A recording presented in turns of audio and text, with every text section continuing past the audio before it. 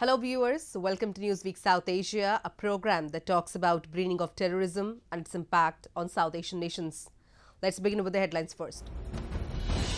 Youth from POK attacks innocents on London Bridge. Police terms it terror incident. Global leaders call out Pakistan for sponsoring terrorism. Global Terrorism Index 2019 reports South Asia's worsening situation. An Islamic State terror module busted in India. The wrath of radical Islamic terrorism was seen this week on London Bridge, where 2 people were killed in cold blood in what has been termed as a terror incident by the city police. Usman Khan, a native of Pakistan-occupied Kashmir and an ISIS and Al-Qaeda affiliate terrorist, went on to stab people on the London Bridge before he was shot dead by the police in retribution to prevent further damage. Islamic State said the attack was carried out by one of its fighters and was in response to its calls to target countries that have been part of a coalition fighting the jihadist group. A report. Usman Khan, a radicalized youth from Pakistan-occupied Kashmir, unveiled a deadly terror plan in London this week. Wearing a fake suicide vest, Khan stabbed 2 people to death at London Bridge and injured 3 more before being wrestled to the ground by bystanders in what the authorities called a terrorist attack. Islamic State said that London Bridge attack was carried out by one of its fighters, although no evidence was provided for the same. We now know this attack began inside Fishmongers Hall just before 2 p.m. yesterday. The attacker, whose identity we confirmed last night, stabbed a number of people inside the building, and as a result, 5 people have suffered injuries. 3 people, a man and 2 women, were injured and remain in hospital. Their families have been contacted and specialist officers are supporting them. Tragically, 2 people, a man and a woman, were killed during the attack. The London Bridge attacker originally belonged to Pakistan-occupied Kashmir and lived in there for 1 term before turning terrorist for the first time. After spending a part of his late teens in POK, he returned to UK, where he started preaching radical Islamism on the internet and attracted a significant following. He had plans of using land owned by his family in Pakistan-occupied Kashmir to build a terror training camp next to an existing mosque in the hope of establishing Sharia law in the region. The youth of Pakistan, in the name of religion, are misguided by mullahs, by jihadi elements, and they fall prey. They are so prone to falling prey to these machinations and calculations by jihadis that they are not able to get out. And the sole factor is that you will be blessed by Allah and you will go to heaven. 9 years before executing the deadly London Bridge attack, Usman Khan was once overheard by the British security services discussing how to use an Al-Qaeda manual. It was a snippet of conversation along with other intelligence about a plot to bomb the London Stock Exchange that prompted British police to arrest Khan and a group of older men on December 20, 2010. Later, 28-year-old Khan pleaded guilty in 2012 for preparing acts of terrorism as a member of an Al-Qaeda-inspired terrorist cell.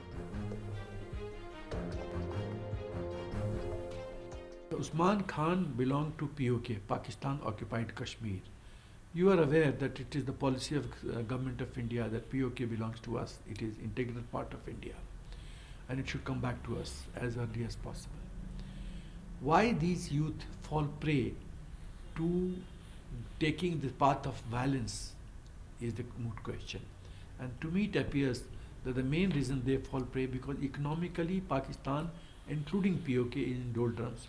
Job opportunity is not there. POK is headquarter of people like Hafiz Saeed, so Salahuddin. So these people, the environment is such that an environment is vitiated. Environment is full of jihad. Investigations on the attack reveal Khan's close connection with British Islamist of Pakistani origin Anjem Chaudhry, who was a key figure behind the recruitment of Muslims who were trained at secret locations in Britain during 1990s. The antecedents of Usman Khan cast a harsh and unforgiving spotlight on the global Islamist radicalization project of which Pakistan is an epicenter. His plans to bomb famous public places and replicate a Mumbai-like terror strike on UK Parliament by setting up a terror camp in Pakistan-occupied Kashmir to stage attacks with like-minded individuals should be a matter of concern for the governments in the West. This policy of jihadism which Pakistan uses is in the long run not going to be in the interest of Pakistan. It is going to sour the relationship of Pakistan with Western countries and other countries of the world. Because if the other countries of the world see you as a jihadi state, then your funding pattern, your diplomatic support, your prestige, your standing in the international era, all will suffer. And look at what is happening with Pakistan with regard to FATF, Financial Action Task Force. They have, by Asian group of FATF, they have already been placed in blacklist. It is just a matter of time before the actual organization of FATF puts Pakistan into blacklist. Pakistan has allowed its territory to become a staging point for terrorist activities.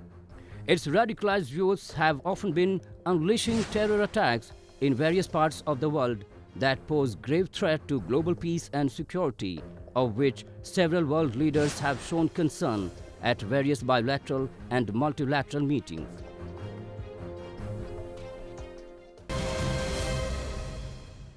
Pakistan's multi-pronged design of backing terror outfits has become a subject of global criticism. Recently, India hosted representatives and leaders from 3 prominent countries who, along with condemning terrorism, also specifically called out Pakistan for being a terror hub and asked it to take concrete and irreversible action to contain this menace. Report. Leaders across borders are busy contemplating about the threat of terrorism which saw its rise from Pakistan and is now expanding its wings from this South Asian nation to countries all across the world.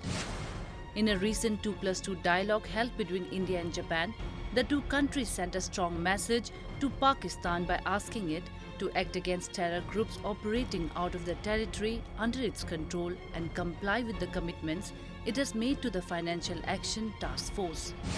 In the joint statement released on Indo-Japan dialogue, the ministers condemned in the strongest terms the growing threat of terrorism and acknowledged that it constituted a major threat to peace and security in the region. They underlined the need for all countries to ensure that all territory under their control is not used to launch terrorist attacks on other countries in any manner. Further, they noted in this context that threat posed to regional security by terrorist networks operating out of Pakistan and called upon it to take resolute and irreversible action against them and fully comply with the international commitments including the FATF. Indian Defence Minister Rajnath Singh has also on several occasions slammed Pakistan for engaging in notorious cross-border activities, warning it to face consequences of any nefarious action from its side. Pakistan for the last about 15 to 20 years has been using terrorism as a low-cost option for indulging in a proxy war against India. Pakistan feels that risks involved as far as Pakistan is concerned of escalation are very negligible. Dividends that are accruing to him are far lesser than the cost that we are extracting from him. In another major embarrassment to Pakistan, newly elected Sri Lankan President Gotabaya Rajapaksa's first visit to India also saw mention of terrorism, where the Indian Prime Minister Narendra Modi and Sri Lanka's Rajapaksa talked about the threat of terrorism in South Asia and condemned the countries sponsoring it. Indian Prime Minister Narendra Modi reiterated India's stand to condemn and fight against terrorism and agreed to strengthen mutual cooperation in dealing with terrorism. Bharat ने सदैव भी हर रूप में आतंकवाद का विरोध किया है और सीमा पार आतंकवाद सहित अन्य प्रकार के आतंकवाद के खिलाफ अंतर्राष्ट्रीय समुदाय से कार्रवाई की अपेक्षा भी की है। इस साल ईस्टर के अवसर पर श्रीलंका में आतंकियों ने पूरी मानव जाति की विविधता और सहजीवन की मूल्यवान विरासत पर नृशंस हमले किए। आतंकी एवं चरमपंथी ताकतों के विरुद्ध श्रीलंका की लड़ाई में भारत का अटल समर्थन व्यक्त कर रहे हैं।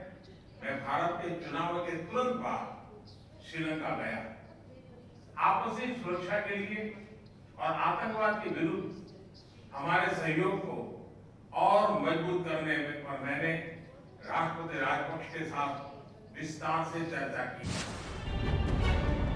Sri Lankan President Gotabaya Rajapaksa appreciated India's cooperation and support to Sri Lanka in fighting the menace of terrorism and acknowledged Sri Lanka's need of reviewing its security strategies.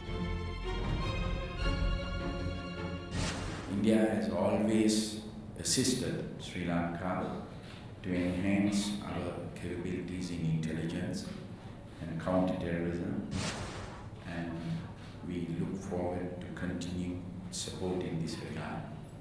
Recent experience in April this year, we have had to rethink our national security strategies, and assistance from India in this regard would be most appreciated.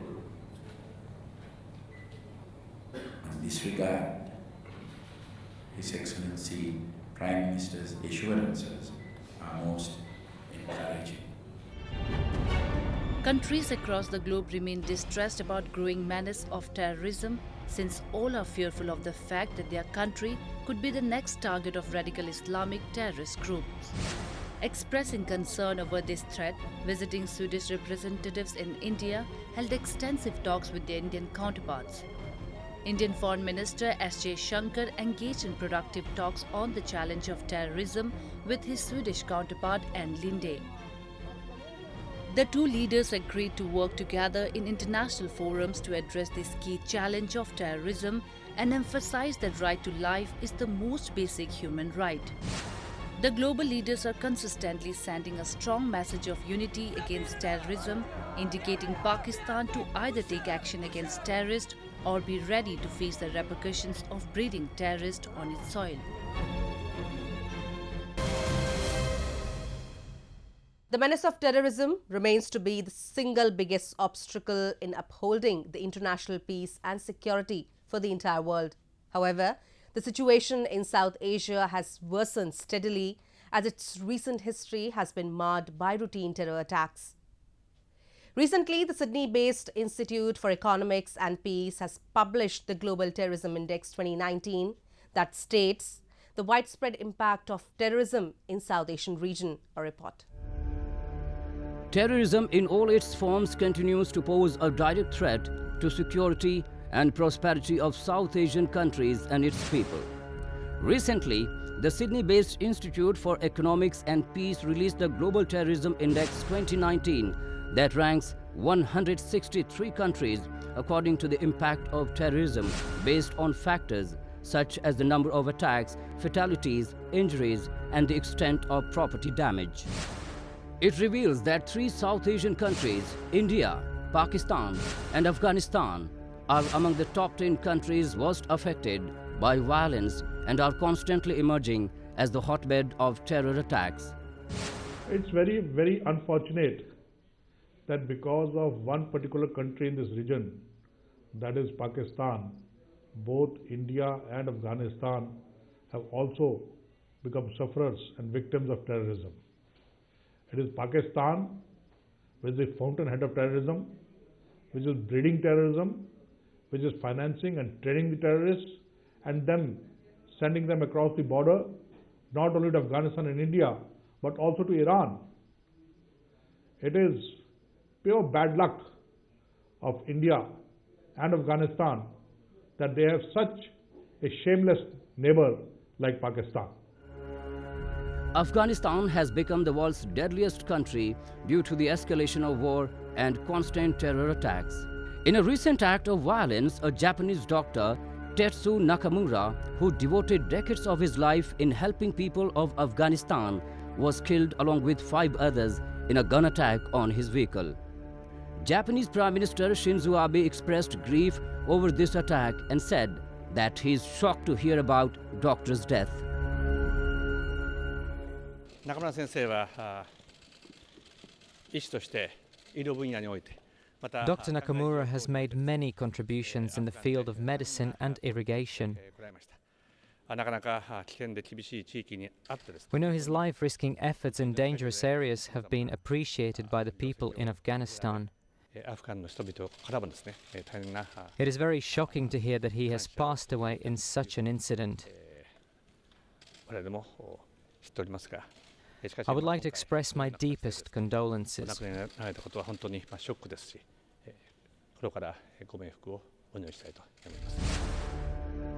According to this report, Taliban in Afghanistan has become the world's deadliest terror group, which accounted for 38% of all 7,379 deaths in 2018.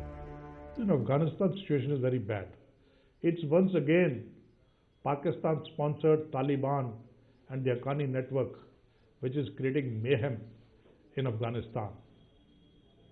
Apart from destroying the public property, infrastructure, frequent bomb attacks by the Taliban are also claiming precious lives of the Afghans. Afghans are being killed and maimed at will by the Taliban terrorists. Situation in Afghanistan is so bad that people dare not come out of their own houses. India doesn't remain unaffected by the wrath of terrorism.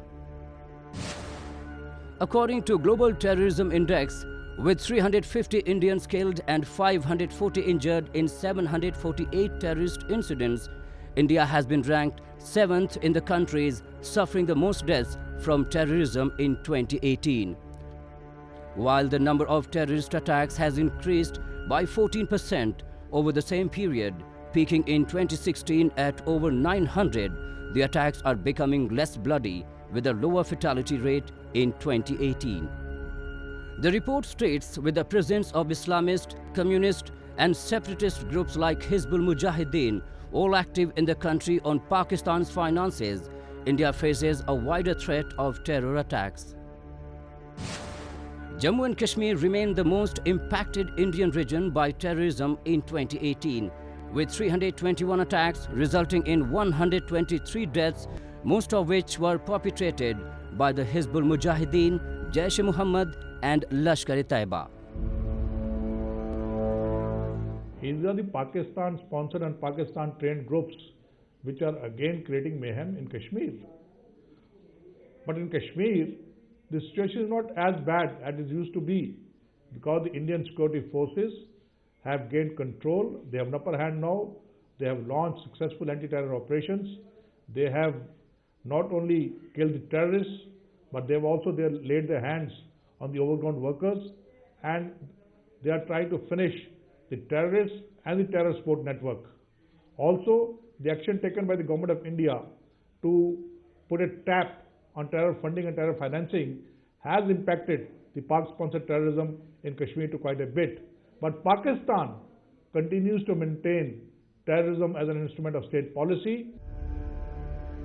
According to the report, Pakistan's continued support to terror outfits is leading to its devolution, as the country itself is reeling under barbaric terror attacks, with 366 terror attacks carried out in 2018. It is the Pakistan Army, the Pakistan government, which created these terror groups, which financed them, which trained them, and now they are starting treating them as good terrorists and bad terrorists. You cannot have good terrorists and bad terrorists. Terrorists are terrorists. But in Pakistan, those who toe the line of the ISI, those who toe the line of the Pakistan government or the Pakistan Army, they are being treated well. They are being treated as the state guests and static recessors of the state, and the others are being hounded and killed by the Pakistan Army. And that is why the resentment in Pakistan, and Pakistan itself is becoming a victim of such a large number of terror attacks. In today's globalized world, no country is immune to the threat of terror attacks. Attacks on Indian paramilitary, Easter Sunday bombings in Sri Lanka, and sustained Taliban offensive in Afghanistan are clear manifestations of this ever-growing scourge and a grim reminder that terrorists are constantly plotting against people, no matter which part of the world they are living in. An Islamic State terror module got busted recently by India's Delhi police as they arrested 3 suspected terrorists who were planning to carry out a major terror strike in New Delhi and India's Assam state. Incriminating materials recovered from 2 hideouts of the module reveal the group's despicable plot against India. A report.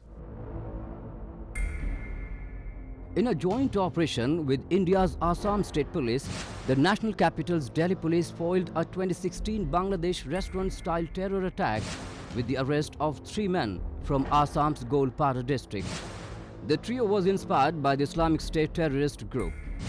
The arrested men were allegedly in touch with 3 or 4 other people in India's national capital to carry out terror strikes in New Delhi's crowded markets or restaurants having high footfall. इन्होंने असम के Goalpara district से एक IS inspired module के 3 लड़कों को पकड़ा है, जो कि रास मेला, एक वहाँ पे लोकल फेयर होता है कृष्ण जी को कमेमोरेट करते हुए, उस फेयर में प्रेस रन के तौर पे एक ID ब्लास्ट करने वाले थे और उसके सक्सेसफुल हो जाने के बाद में उनकी प्लानिंग दिल्ली में उसी तरह के ब्लास्ट को रेप्लिकेट करने की थी. About the recovered incriminating materials, the police informed that a complete IED, 2 baton swords, 4 mobile phones containing valuable information on ISIS, about 1 kilogram of explosive and raw materials for IED bombs were recovered. Delhi police further informed that improvised explosive devices and some literature related to Jaish Mohammad have also been recovered from the suspected terrorists. Terrorism in South Asia is a huge issue of concern, as all the terrorists from various terror outfits have always identified South Asia as an easy target. The financial and military assistance extended by Pakistan to these terror outfits also contribute to their easy way out in launching terror attacks in South Asia.